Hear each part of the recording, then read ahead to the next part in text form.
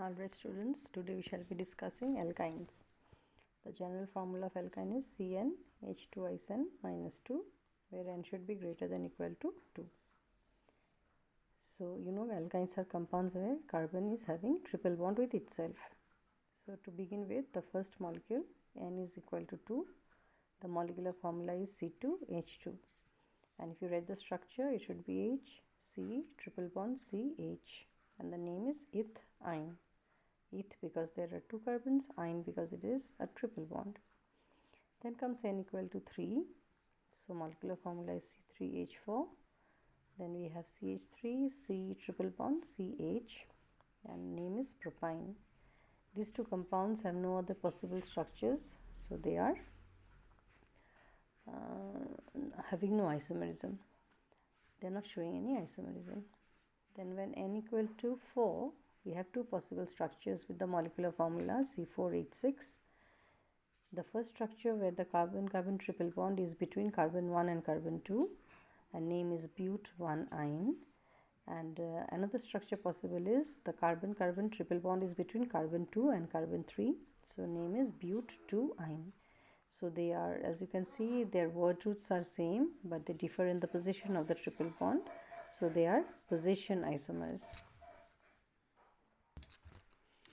Next is n equals 5. There are three possible structures. Two structures having 5 carbon chain in the longest chain by shifting the position of the triple bond. One is pent1-ine, another is pent2-ine.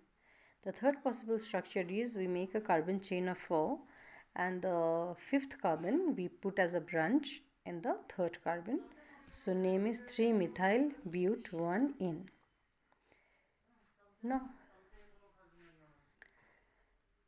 you may try some other molecules. You may check in the textbook. You can try with n equal to 6. I am not discussing the preparations of alkenes and alkynes because these will not be required much in class 12. Whenever it will be needed, we will be taking up then and there.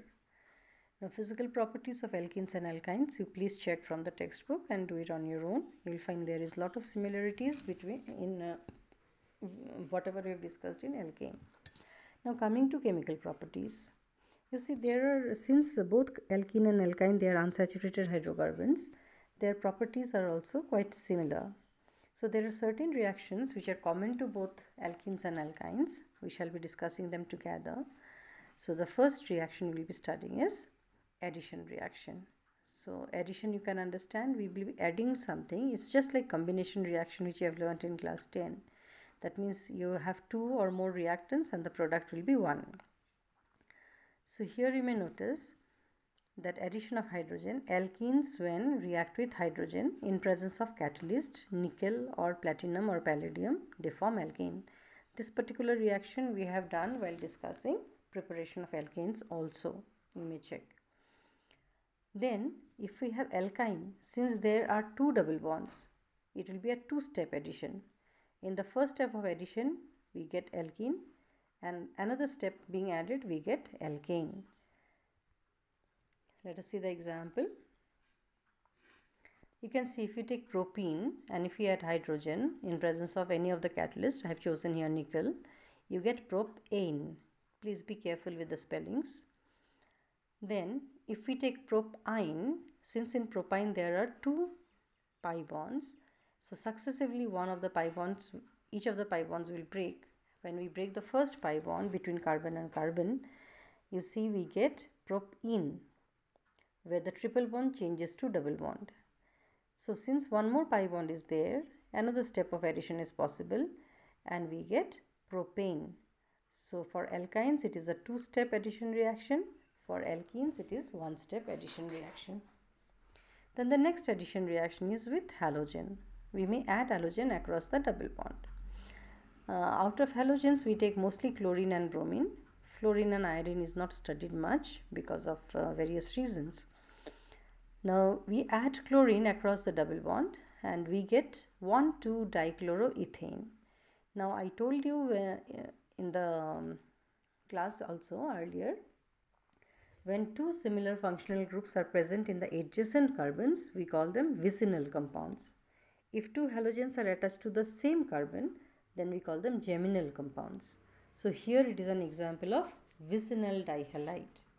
I have written the meaning for vicinal here. Vicinal means when two halogen atoms or any other functional group get attached to adjacent carbon atoms. So that was for alkene. Now if we have alkyne, same thing will happen. We will have two steps of addition. So remember, for halogens to add, we need a solvent, and mostly the solvent is carbon tetrachloride, CCl4. We may take carbon disulfide also, CS2, but CCl4 is more common.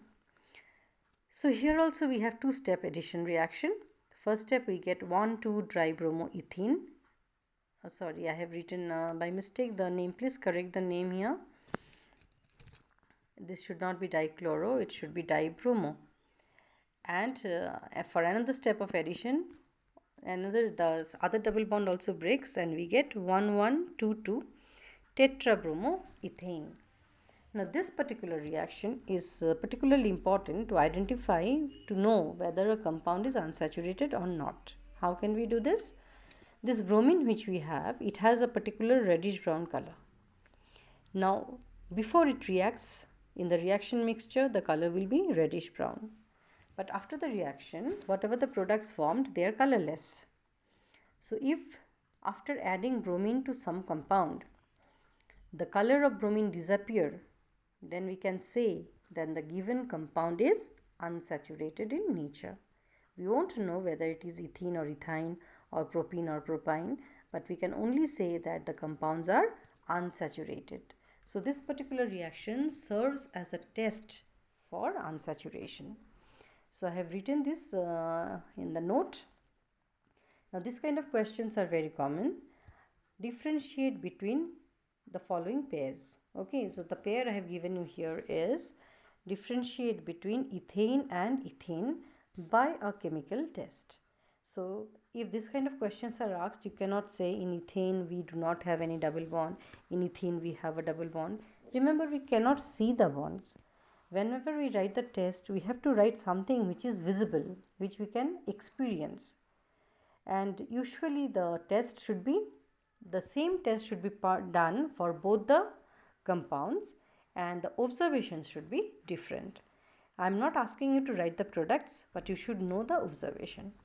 So you see here, I have asked you to differentiate between ethane and ethene.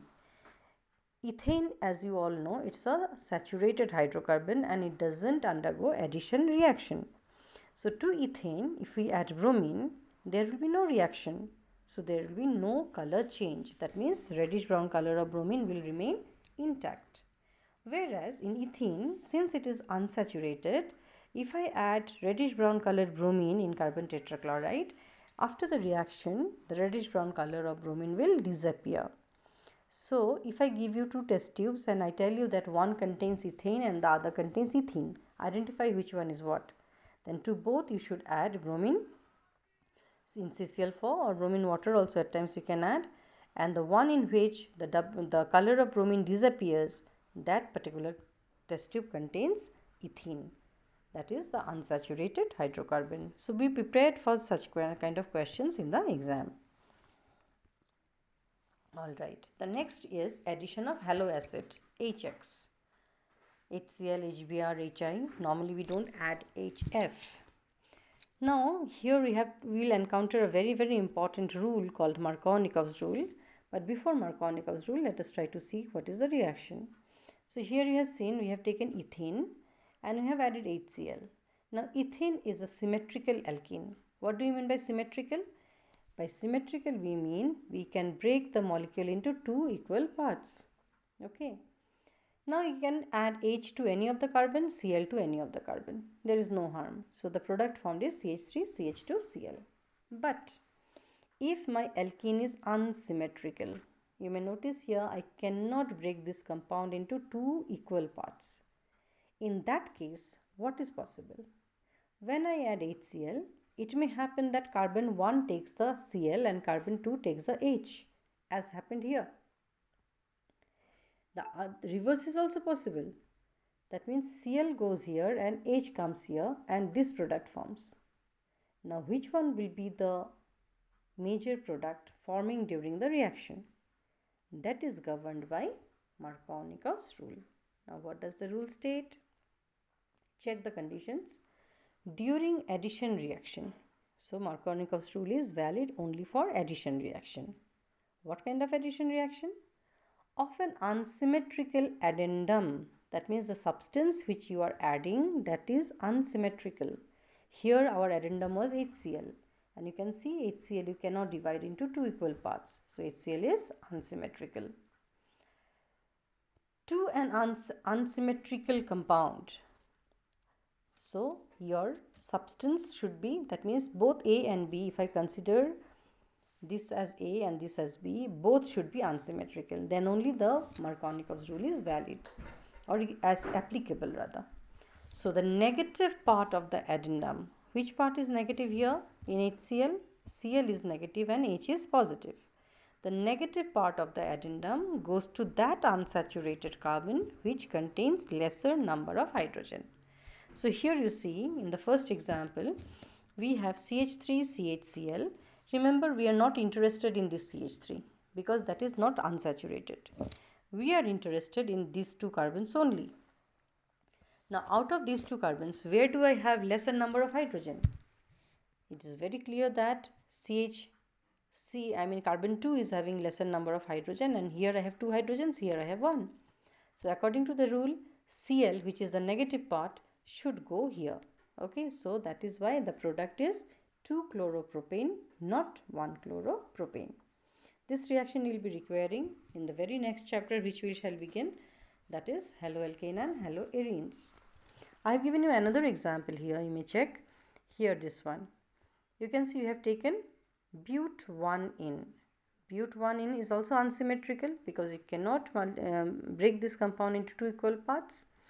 We are adding HCl, so Cl being negative will get attached to this carbon, H being positive will get attached to this carbon. Remember, this is not of our interest because they are not unsaturated. So the product is 2-chlorobutane, not 1-chlorobutane. The same rule is valid for alkynes also. You can see I have taken an unsymmetrical alkyne, CH3, C, triple bond, CH. So here I have one hydrogen and here I have no hydrogen. HCl, Cl is negative, H is positive. So Cl will go to this carbon. Alright.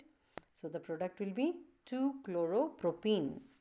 This kind of compounds are called vinylic compounds, where the carbon, the double bond, the halogen, both are attached to the same carbon. Okay. So that was Markovnikov's rule. Very, very important rule. The rule is not valid only for addition of halo acids. It's valid for any kind of unsymmetrical addendum. Now, contrary to Markovnikov's rule, we have another rule called Anti-Markovnikov's rule, also known as peroxide effect or Kharash effect. So, this rule is applicable only to addition of HBr. Okay, not HCl or HI. Applicable only to HBr, that you must remember. So when HBr is added to an unsaturated carbon in the presence of peroxide, that is why it is called peroxide effect. Okay. Now what way it is different from Markovnikov's addition? In Markovnikov's addition there is no peroxide used. In Markovnikov's addition is valid for any unsymmetrical compound, but this is applicable only to HBr and in addition of peroxide.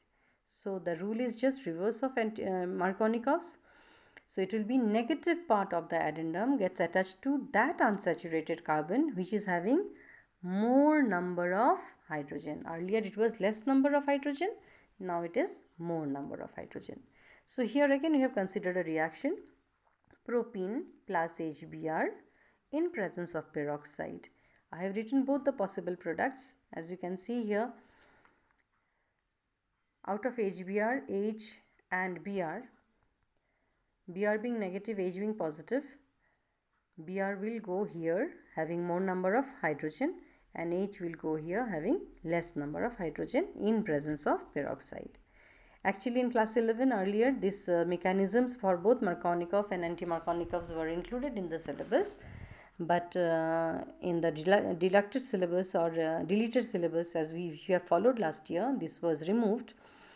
but I would request those who are interested, all of you may not be interested, those who are interested, you can open your class 11 book, you will find the mechanism. Here for Markovnikov's rule, the mechanism is followed by formation of carbocation, and the product, formation of the product depends on stability of carbocation. Whereas in Anti-Markovnikov's rule, the mechanism is governed by free radical. Okay, it's a free radical mechanism, and the formation of product depends on stability of the free radical. I sincerely request you, those who are really willing, please have a look in the textbook. You will find the mechanism. In case you have any doubt, you can always ask. Alright, the next reaction is addition of water. As you can see, water is also unsymmetrical. It has two parts, H and OH, where H is positive and OH is negative. So if we have an alkene and we add water, the product formed is an alcohol. This reaction also will be very much needed in the chapter alcohols, phenols and ethers, which is your second chapter of organic chemistry in class 12. So this reaction will be requiring there also. Now if we apply Markovnikov's rule, so you can see here I have taken an unsymmetrical alkene.